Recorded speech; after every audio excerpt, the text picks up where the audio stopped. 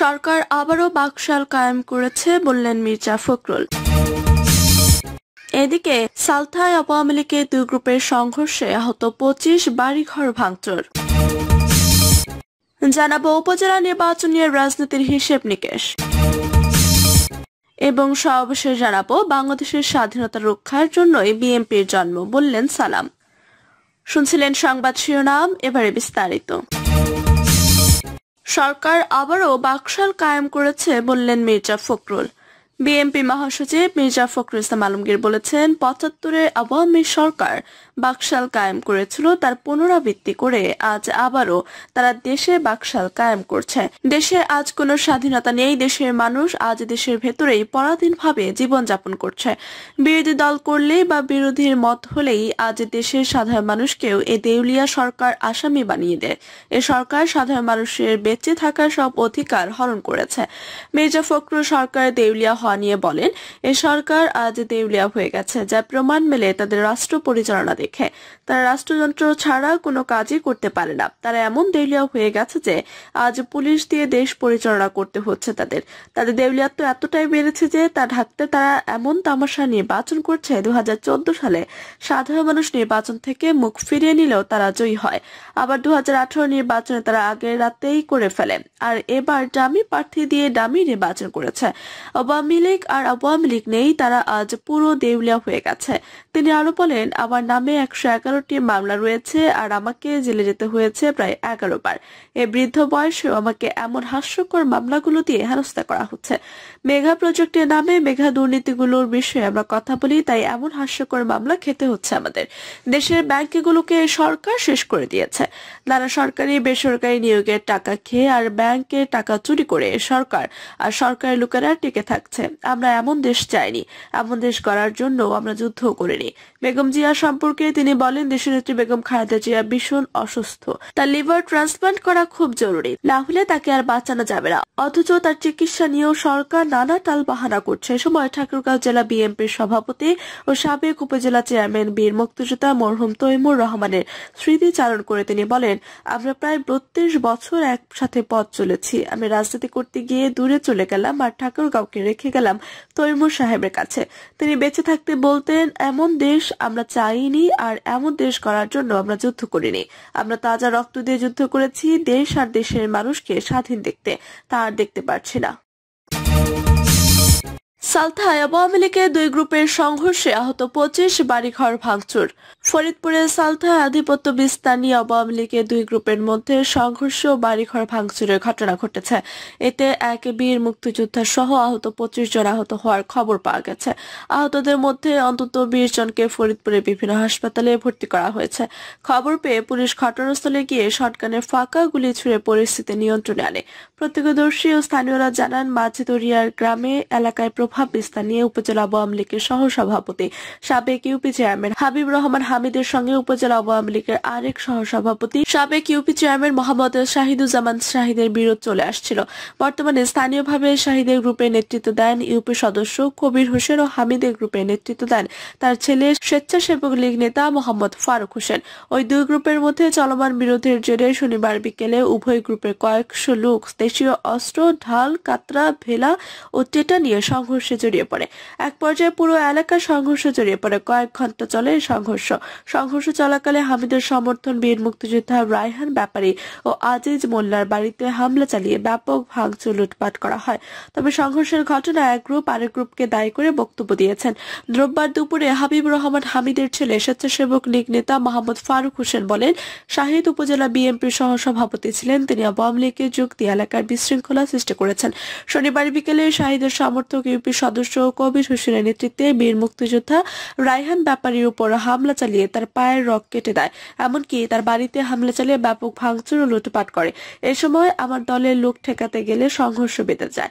UP সদস্য কবির হোসেন বলেন, শনিবার বিকেলে ফারুকের সমর্থক বক্কর মেম্বারের বাড়ির পাশ দিয়ে আমার সমর্থক মনির ও সুমন মাঝদরিয়া বাজার যাচ্ছিল। এ সময় তাদের ধাওয়া দেয় ফারুক ও বক্কর মেম্বারের লোকজন। এ নিয়ে পরে উভয় গ্রুপের মধ্যে সংঘর্ষ হয়।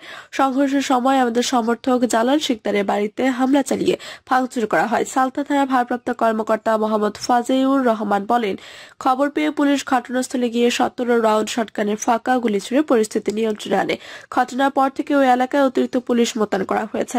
ফরিদপুরের সহকারী পুলিশ সুপার মোহাম্মদ আসাদুজ্জামান শাকিল বলেন, সংঘর্ষের ঘটনায় দ্রুত বিচার আইনে পৃথক দুটি মামলা দায়েরের প্রক্রিয়া চলছে। এর মধ্যে আসামিদের ধরতে পুলিশ অভিযান শুরু করেছে। উপজেলা নির্বাচন নিয়ে রাজনীতির হিসেব নিকেশ। ঈদের ছুটির পরপরই সারা দেশে শুরু হচ্ছে উপজেলা নির্বাচনের আমেজ। ঈদের মধ্যে উপজেলা নির্বাচনে উৎসাহী প্রার্থীরা প্রচার প্রচারণা শুরু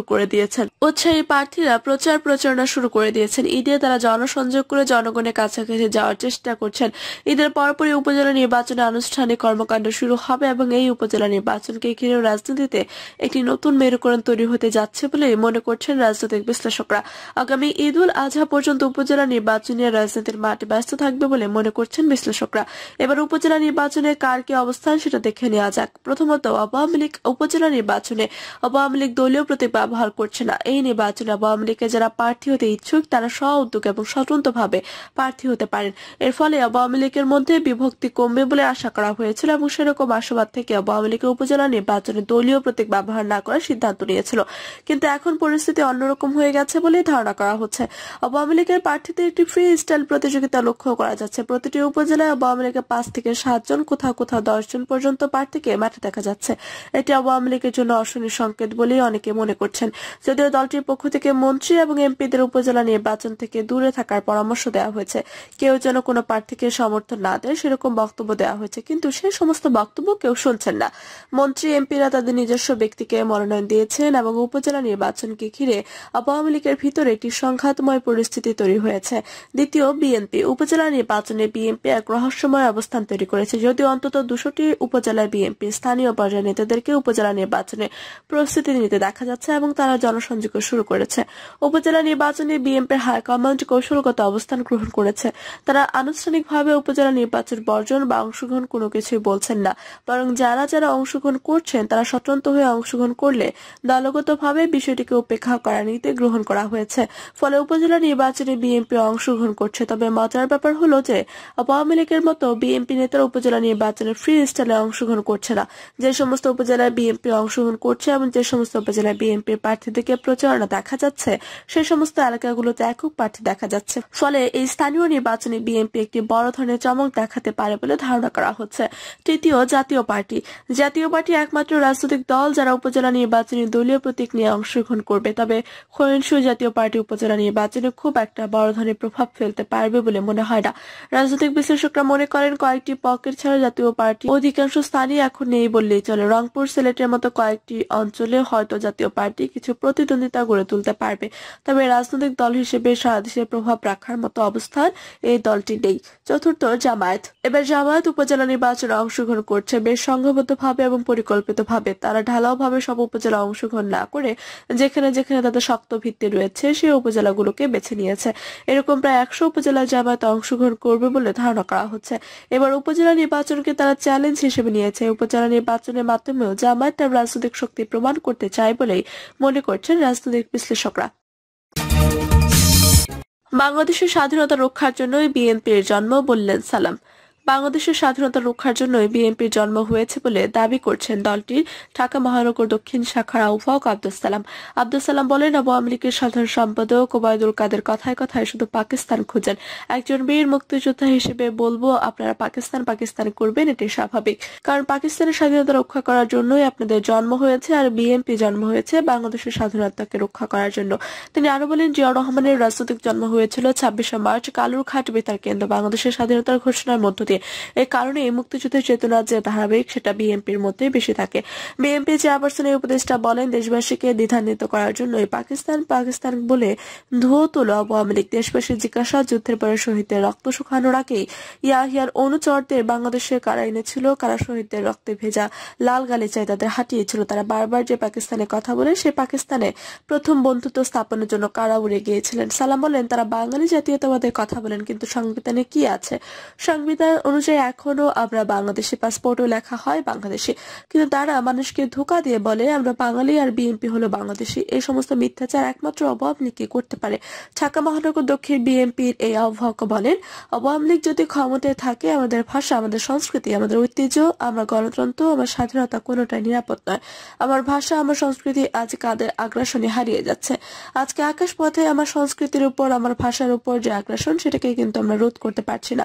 আব্দুল সালাম অভিযোগ করে বলেন, বর্তমান জনবিচ্ছিন্ন সরকার শুধু ক্ষমতায় টিকে থাকার জন্য আধিপত্যবাদী শক্তির কাছে সবকিছু বিকিয়ে দিচ্ছে। তাই দেশের স্বাধীনতা, সার্বভৌমত্ব রক্ষার আন্দোলনে এই সরকারকে বিদায় করতে হবে।